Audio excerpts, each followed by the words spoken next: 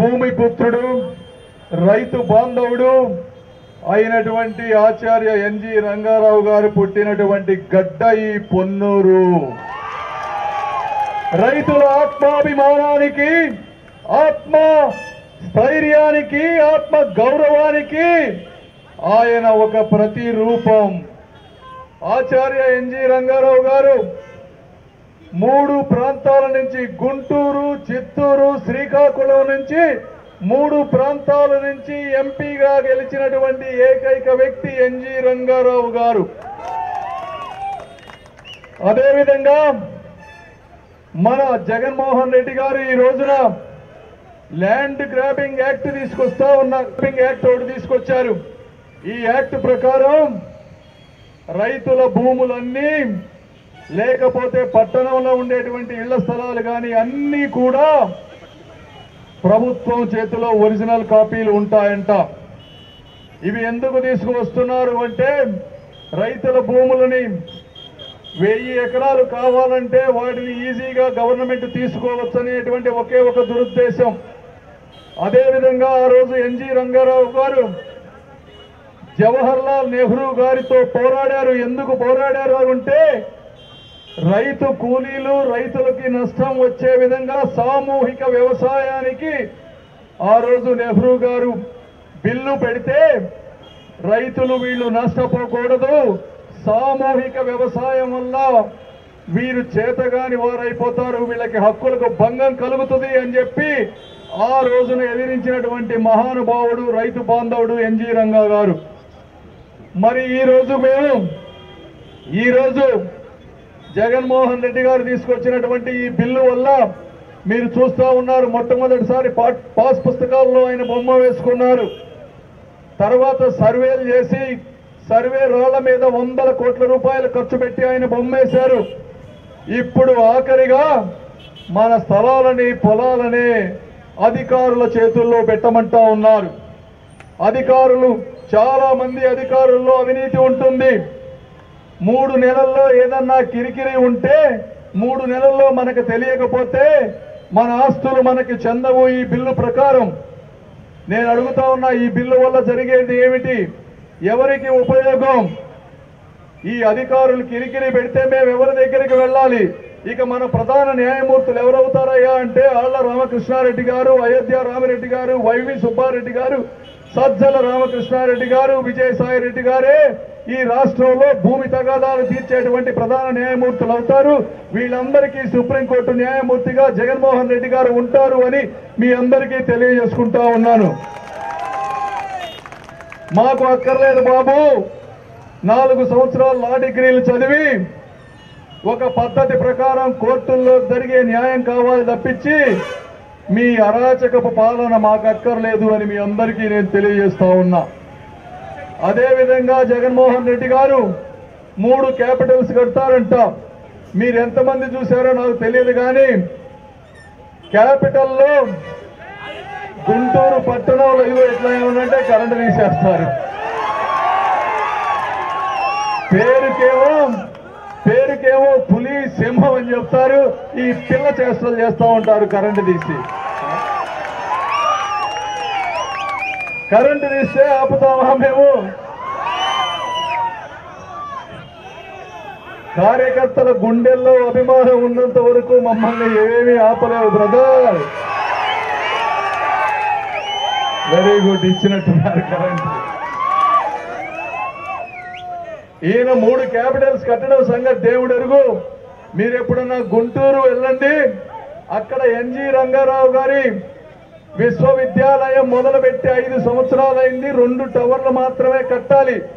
కనీసం 2 టవర్లు కూడా పూర్తి చేయలేనటువంటి ఒక అసమర్థ ముఖ్యమంత్రి ప్రభుత్వం మనకి ఈ రోజు రాష్ట్రంలో ఉంది. అలాంటి వ్యక్తి 3 క్యాపిటల్స్ కడతారంట. మన వాళ్ళు ఇక్కడ క్యాపిటల్ కావాలి అని మొత్తుకుంటుంటే దీన్ని మాత్రం కట్టరు.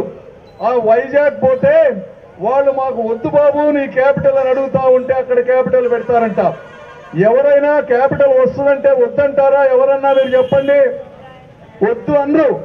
మరి వైజాగ్ ప్రజలు ఎందుకు క్యాపిటల్ వద్దంటున్నారు మీకు ఎవరికన్నా తెలుసా? ఎందుకు వద్దంటున్నారు అంటే విజయసాయి రెడ్డి గారు, వైవి సుబ్బారెడ్డి గారు ఆ జోన్ ఇన్ఛార్జీలు ఇలానే కార్లలో వెళ్తూ అటు ఇటు చూస్తారు. ఏ బిల్డింగ్ బాగుంది, ఏ హాస్పిటల్ బాగుంది, ఏ హోటల్ బాగుందో అవన్నీ తీసుకొని పోయి హోటల్ రూమ్ లో కూర్చొని ఇదిగో నాకు ఇది కావాలి, ఇది కావాలి, ఇది కావాలి, నీకు ఎంత కావాలో చెప్పని అడుగుతారు. వాళ్ళంత రేటు చెప్తే దానికి ఒక 50% డిస్కౌంట్ చేసి బ్లాక్ మనీ వాడి అవి అన్ని వీళ్ళు రాయించుకుంటూ ఉంటే ఆ వార్త చుట్టుపక్కల ప్రాంతంలో ఉన్న ప్రజలందరికీ తెలిసిపోయిన తర్వాత ఈ అరాచకత్వం, ఈ రౌడీయిజం మా ప్రాంతానికి వద్దు, చక్కటి బీచ్ లో కొండల మధ్య మేము ప్రశాంత జీవితం గడుపుతా ఉన్నాం, మీ నాయకులు మాకు ఇక్కడ ఎవరు వద్దు బాబు, మీ రాజధాని వద్దు, ఏమీ వద్దని దండం పెడుతున్నారు ఆ వైజాగ్ ప్రజలు. ఇది వాస్తవం. 33,000 ఎకరాలు ఇక్కడ ఫ్రీగా ఇస్తే దాంట్లో క్యాపిటల్ కట్టడం చేతగాక ప్రకృతిలో అందంగా ఉండేటువంటి ఒక ఋషికొండని బోడిగుండులాగా కొట్టి క్యాపిటల్ అని పేరు చెప్పి 500 కోట్ల రూపాయలతో విలాసవంతమైనటువంటి ఒక విల్లా, ఒక ప్యాలెస్ కట్టుకున్న నువ్వు పేదల పక్షపాతి అని చెప్తా ఉంటావు జగన్మోహన్ రెడ్డి గారు. ఏ విధంగా మీరు పేదల పక్షపాతి? ప్రతి సిటీలో అన్నా క్యాంటీన్లు ఉంటే వాటిని ఎందుకు రద్దు చేశారు? అన్నా క్యాంటీన్లో భోజనం ఎవరు తింటారు? అయోధ్య రామిరెడ్డి గారు తింటారా? వైవి సుబ్బారెడ్డి గారు తింటారా? విజయసాయి రెడ్డి గారు తింటారా? ఎవరు తింటారు అన్నా క్యాంటీన్లో? అన్నా క్యాంటీన్లో ఎవరు భోజనం చేస్తారంటే పొద్దున్నే పడగడుపున 7 గంటలకి వర్క్ కు వెళ్తూ ఇంటి నుంచి భోజనం తీసుకువెళ్ళలేక మధ్యాహ్నం పూట వాళ్ళకి వచ్చే చాలని సంపాదనతో హోటల్లో తినలేక 5 రూపాయలతో దయాహృదయం ఉన్నటువంటి దాతలు దానం చేసినటువంటి మంచి భోజనం తినేటువంటి వ్యక్తులు కార్మికులు, కార్యకర్తలు, అదే విధంగా కర్షకులు. అది నీకు ఏమి అడ్డం వచ్చిందని నువ్వు తీసివేశావు? నువ్వు ఏ విధంగా పేదల పక్షపాతి అని అడుగుతా ఉన్నా? కేవలం నీకు కక్షపాతం తప్పించి క్యాపిటల్ కక్షపాతంతో తీసేశావు. అన్నా క్యాంటీన్ కూడా కక్షతోటి తీసేశావు. ఎందుకంటే వేరే వ్యక్తులకి ఎవరి కూడా కీర్తి రాకూడదు అనేది. మరి ఈ రోజు చూస్తా ఉన్నారు మీరు, ఇసుక దోసేసి భవన నిర్మాణ కార్మికుల పొట్టగొట్టారు. డెవలప్మెంట్ లేకుండా చేసి ఈ రోజు చదువుకున్న వాళ్ళకి ఒక్క ఉద్యోగం కూడా లేకుండా చేశారు. ప్రతి గ్రామంలో, ప్రతి గల్లీలో గంజాయి తీసుకొచ్చి పిల్లల భవిష్యత్తు నాశనం చేశారు. చదువుకున్న వాడికి ఉద్యోగ భద్రత లేదు. ఈ రోజు ఆస్తికి కూడా భద్రత లేదు. మన బతుక్కి భరోసా లేకుండా పోయింది ఈ జగన్మోహన్ రెడ్డి గారి పరిపాలనలో. అదేవిధంగా మీరందరూ ఆలోచించాలి, మనకి ఎలాంటి సమాజం కావాలి? అభివృద్ధి కావాలో, అరాచకం కావాలో, వికాసం కావాలో, విధ్వంసం కావాలో, మానవత్వం కావాలో, ఒక రాక్షసత్వం కావాలో కూడా మీరందరూ ఆలోచించుకోవాలి. ఈ రోజు చూస్తా ఉన్నారు, పొన్నూరు ప్రజలకు కనీసం తాగడానికి తాగునీరు కూడా లేనటువంటి పరిస్థితి. ఎందుకు ఈ ప్రాంతంలో నీళ్లు లేకుండా పోతున్నాయి? మీరందరూ ప్రశ్నించాలి. పాలకుల అసమర్థ పాలన. ఎందుకంటే వాళ్ళకి ఎన్ని నీళ్లు పెట్టాలో, ఎంత నీళ్లు వదలాలో కూడా తెలియనటువంటి వ్యక్తులు ఈ రోజు అధికారాన్ని చలాయిస్తా ఉన్నారు. ఒక్క రోడ్డు అన్నా గత 5 సంవత్సరాల్లో వేశారా? ఒక్క రోడ్డు కాదు కదా, ఒక్క తట్ట మట్టి అన్నా కూడా ఎక్కడన్నా వేశారా? మన కళ్ళకు కనిపించేటువంటి అభివృద్ధి కేవలం నరేంద్ర కుమార్ గారు చేసిన అభివృద్ధి తప్పించి నాకు కనిపించింది 700 ఎకరాలు 150 అడుగుల లోతు తవ్విన గుంతలు తప్పించి నాకు ఎక్కడా ఈ ప్రాంతంలో అభివృద్ధి కనిపించలేదు. వీళ్ళు వస్తే మీకు అరాచకత్వం, బిజినెస్ చేసుకునే వాళ్ళందరికీ కూడా ట్యాక్స్ వేస్తారు. ఎందుకంటే ఈ రోజు ఎన్నికల ఖర్చు పెరిగిపోయింది. ఆ ఎన్నికల ఖర్చు పెట్టి ఆ డబ్బుని మళ్ళీ మీ అందరి దగ్గరే వసూలు చేస్తారు. మీరు ఆపలేరు అని కూడా నేను చెప్తా ఉన్నాను. ఒకప్పుడు కరెంటు బిల్లులు ఎంత ఉండేవి, ఈ రోజు కరెంటు బిల్లులు ఎంత ఉన్నాయి? ఒకప్పుడు నిత్యావసర వస్తువుల ధరలు ఎంత ఉన్నాయి, ఈ రోజు ఎంత ఉంది? ఒకప్పుడు లిక్కర్ ధర ఎంత ఉంది, ఈ రోజు లిక్కర్ ధర ఎంత ఉంది? మళ్ళీ పొరపాటున జగన్మోహన్ రెడ్డి గారు వచ్చే అవకాశమే లేదు. కానీ 0.00001% చొప్పున ఏదన్నా వస్తే లిక్కర్ 200ని 400 రూపాయలు అవుతుంది. పెట్రోల్ 100 రూపాయలు 125 రూపాయలు అవుతాయి. మీ చెత్త పన్ను, ఆస్తి పన్ను అన్ని కూడా పెరుగుతాయి. మీ ఆస్తులు ఒరిజినల్ కాపీలు కావాలంటే దొరకవు. ఈ రోజు ఒరిజినల్ కాపీలు మన ఇంట్లో బీరువాల్లో ఉంటేనే దొంగ కాపీలతో మన భూములు అమ్మేటువంటి పరిస్థితి. మరి జిరాక్స్ కాపీలు మన దగ్గర ఉంటే ఎలా ఉంటుందో కూడా మీరందరూ ఊహించుకోవాలి. ఏది ఏమైనప్పటికీ మీరందరూ చైతన్యవంతమైన ప్రజలు, గుంటూరు ప్రజలు, పొన్నూరు ప్రజలు, ఈ ప్రాంతంలో ప్రతి వీధి, ప్రతి వ్యక్తి, ప్రతి సమస్య తెలిసినటువంటి వ్యక్తి ధూళిపాళ్ల నరేంద్ర కుమార్ గారు. అవునా కాదా? అంబటి మురళి గారికి ఏ సమస్య అన్నా తెలుసా? ఏ వ్యక్తి అన్నా తెలుసా? ఏ వీధి అన్నా తెలుసా? ఈ ప్రాంతంలో ఒక సంఘం డైరీని గాని, అద్భుతమైన హాస్పిటల్, గొప్ప గొప్ప కన్సల్టెంట్స్, ఒక మంచి కన్సల్టెంట్ తీసుకురావాలంటే అన్ని హాస్పిటల్స్ వల్ల సాధ్యం కాదు. వాళ్ళు హైదరాబాద్, బెంగళూరు లేదా అంటే విజయవాడ వెళ్తారు తప్పించి పొన్నూరు లాంటి చిన్న ప్రాంతానికి పెద్ద పెద్ద డాక్టర్స్ రారు. అలాంటి ప్లేస్ లో కూడా ఒక ఇంటర్నేషనల్ లెవెల్ హాస్పిటల్ కట్టించి మంచి వైద్యులను పెట్టి అవుట్ పేషెంట్ ఉచితంగా చేస్తూ అవినీతి చేయకుండా 25 సంవత్సరాలుగా మిమ్మల్ని కంటికి రెప్పలా కాపాడుతున్నటువంటి ధూళిపాళ్ల నరేంద్ర కుమార్ గారు కావాలో, ఒక్క ఛాన్స్ వచ్చింది కదా అని చెప్పి మళ్ళీ వస్తామో రామో తెలియదని ఉన్నదంతా దోచుకుని ప్రతి వ్యక్తిని అవినీతి, ప్రతి అధికారిని అవినీతిమయం చేసినటువంటి వ్యక్తులు కావాలో ఆలోచించుకుని, అదే విధంగా నేను ఈ రోజు మీరందరూ చూసుంటారు, నామినేషన్ వేసిన వెంటనే దేశమంతా కూడా గుంటూరు గురించి చర్చించుకునేటువంటి పరిస్థితి. ఇది వాస్తవం. ఎవడ్రా బాబు ఇంత దమ్మున్నోడు, ప్రతి గ్రాము బంగారం, ప్రతి సెంటు స్థలం చూపించినోడు ఇండియాలో ఎవ్వడు లేడు అని చెప్పి మన కళ్ళే ఈరోజు మాట్లాడుతా ఉన్నారు. ఇదే గుంటూరు పేరు నేను పార్లమెంటు సమావేశాలకు వెళ్లిన ప్రతిసారి కూడా వినపడబోతుంది అని మీ అందరికీ నేను తెలియజేసుకుంటా ఉన్నా. అదేవిధంగా ముస్లిం సోదరుల గురించి ఆఖరుగా 4 మాటలు చెప్పి నేను ముగిస్తా. చాలా మంది దుష్ప్రచారం చేస్తా ఉన్నారు. మీరు గుర్తుపెట్టుకోండి, మొట్టమొదటిసారి తెలుగుదేశం బీజేపీతో పొత్తు పెట్టుకుంది వాజ్పేయి గవర్నమెంట్ ఉన్నప్పుడు. అప్పుడు అబ్దుల్ కలాం గారిని వెతికి తీసుకొచ్చి రాష్ట్రపతిని చేసింది తెలుగుదేశం పార్టీ.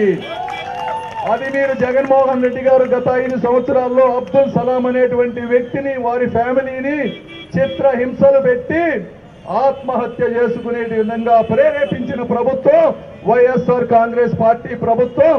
దాని గురించి జగన్మోహన్ రెడ్డి గారు ఎక్కడా కూడా వాళ్ళని శిక్షించలేదు. అదేవిధంగా చిన్న పిల్లలైనటువంటి మిస్బా కేవలం మార్కులు వస్తున్నాయి, మంచి మార్కులు వస్తున్న కారణంతో వారి సామాజిక వర్గానికి చెందిన వ్యక్తులు చిత్రహింసలు పెట్టి ఆత్మహత్యలు చేసుకునే విధంగా చేస్తే కనీసం వారిని కూడా ఏమీ చేయలేనటువంటి అసమర్థ ముఖ్యమంత్రి జగన్మోహన్ రెడ్డి గారు. 14-19లో బీజేపీతో పొత్తు పెట్టుకున్నాం. ఒక్క అరాచకత్వం కానీ, ఒక్క అహింస కానీ, క్రిస్టియన్ సోదరుల మీద కానీ, లేకపోతే మైనారిటీ సోదరుల మీద కానీ జరిగినటువంటి పరిస్థితి లేదు. దుల్హన్, రంజాన్ తోఫా, ఇమాంలకి, మౌజులకి ఎన్నో పథకాలు పెట్టాము ఆ రోజున. మరి ఈ 5 సంవత్సరాల్లో జగన్మోహన్ రెడ్డి గారు ఏం చేశారో అడగాలి. జగన్మోహన్ రెడ్డి గారు గత 5 సంవత్సరాల్లో ఏ పార్టీకి సపోర్ట్ చేశారో మీరు అడగాలి. 31 ఎంపీలు ఇచ్చాం, రాజ్యసభ లోక్సభ కలిపి అంతమంది ఎంపీలు ఇస్తే సిఐఏ గురించి కానీ, ఎన్ఐఏ గురించి కానీ కనీసం పార్లమెంటులో చర్చించిన పరిస్థితి కూడా లేదు. ఒక ప్రెస్ మీట్ కూడా పెట్టలేదు. అవి కాకపోగా దానికి విజయసాయి రెడ్డి గారు ఓటేసిన మాట వాస్తవం కాదా అని అడుగుతా ఉన్నా. ఇది వాస్తవం. జగన్మోహన్ రెడ్డి గారు ఎప్పుడు బీజేపీ ప్రభుత్వాన్ని ప్రశ్నించలా. ఆ ఇంట్లోకి మోడీ గారి దగ్గరికి వెళ్లి ఆయన కాళ్ళ మీద సాష్టాంగ నమస్కారం చేసిన మాట వాస్తవం. ఇది ఎందుకంటే ఆయన మీద ఉన్నటువంటి ఎన్నో కేసుల గురించి. మీ అందరికీ మేము ఒకటే చెప్తా ఉన్నాం, మీ అనుమతి తీసుకొని మమ్మల్ని ఆశీర్వదించమని అడిగి ఈ రోజు ఫ్రంట్ డోర్ నుంచి ధైర్యంగా బీజేపీతో పొత్తు పెట్టుకున్నాం. జగన్మోహన్ రెడ్డి గారు లాగా దొడ్డిదారిని వెళ్లి పొత్తు పెట్టుకోలేదు. మీరు ఒకటే అడగండి, జగన్మోహన్ రెడ్డి గారు ఎవరికి సపోర్ట్ ఇస్తారు? వచ్చే 5 సంవత్సరాల్లో కాంగ్రెస్ కి ఇస్తారా, సిపిఐకి ఇస్తారా, సిపిఎంకి ఇస్తారా, ఆప్ పార్టీకి ఇస్తారా? ఏ పార్టీకి ఆయన సపోర్ట్ చేస్తారు? ఆయన కూడా చేసేది బీజేపీకే. ఎందుకంటే ఈ రోజు బీజేపీ ఒక బలమైన పార్టీ. రేపు సెంట్రల్ గవర్నమెంట్ లో అధికారంలోకి రాబోతుంది. ఒక రాజధాని కావాలన్నా, ఒక పోలవరం కావాలన్నా, ఒక ఇండస్ట్రీ తేవాలన్నా సెంట్రల్ గవర్నమెంట్ సపోర్ట్ ఉండాలి. మన అప్పులు తీరాలన్నా, మన పిల్లలకి ఉద్యోగాలు కావాలన్నా ఢిల్లీలో మనకి ఒక అండ ఉండాలి. కాబట్టి ఈ రోజు మేము పొత్తు పెట్టుకుంటున్నాం తప్పించి ఇందులో వేరే ఉద్దేశం లేదు అని ముస్లిం సోదరులు, మైనారిటీ సోదరులు, క్రిస్టియన్ సోదరులు తెలుసుకోవాలని మమ్మల్ని మనస్ఫూర్తిగా ఆశీర్వదించాలని కోరుకుంటా ఉన్నా. ఆఖరిగా ఒక్క మాట, మీ హక్కులకు గాని మీ స్వేచ్ఛకు గాని భంగం కలగనివ్వం. ఎందుకంటే ఆంధ్ర రాష్ట్రంలో సిఏఏ గాని ఎన్ఏఏ గాని లేకపోతే 4% రిజర్వేషన్లు గాని కదిలించాలి అంటే ఇక్కడ నరేంద్ర గారిని పెమ్మసానిని చంద్రబాబు నాయుడు గారిని దాటి ముందుకు వెళ్ళాలి. ఈ ఆంధ్ర రాష్ట్రంలో ఎవ్వడు అడుగు పెట్టలేడు, మా ముగ్గురిని కాదు అని మీరందరూ తెలుసుకోవాలి. ఒకవేళ ఏదైనా ఎట్టి పరిస్థితుల్లో అలాంటివి ఏమన్నా జరిగినా కూడా ఈ రోజు ఇంత ఖర్చు పెట్టి ఇంత కష్టపడి సాధించుకున్నటువంటి ఎంపీ సీటు నేను గాని ఎమ్మెల్యే సీటు నరేంద్ర గారు గాని ఒక్క క్షణంలో రాజీనామా చేసి అసెంబ్లీ పార్లమెంట్ స్పీకర్ల దగ్గర పెడతామని కూడా మీ అందరికీ తెలియజేస్తా ఉన్నా. కాబట్టి మీరందరూ అర్థం చేసుకొని వాళ్ళ దుష్ప్రచారాలకి మోసాలకి పడొద్దని తెలుపుకుంటూ మరొక్కసారి కృతజ్ఞతలు తెలుపుకుంటూ సెలవు తీసుకుంటున్నాను. Thank you. TDP, BJP, Janasena మిత్రపక్షాల కూటమి తరపున గుంటూరు పార్లమెంట్ సీటుకు పోటీ చేస్తున్న పెమ్మసాని చంద్రశేఖర్ గారికే ఓటు వేద్దాం. మన గుంటూరుని గెలిపించుకుందాం.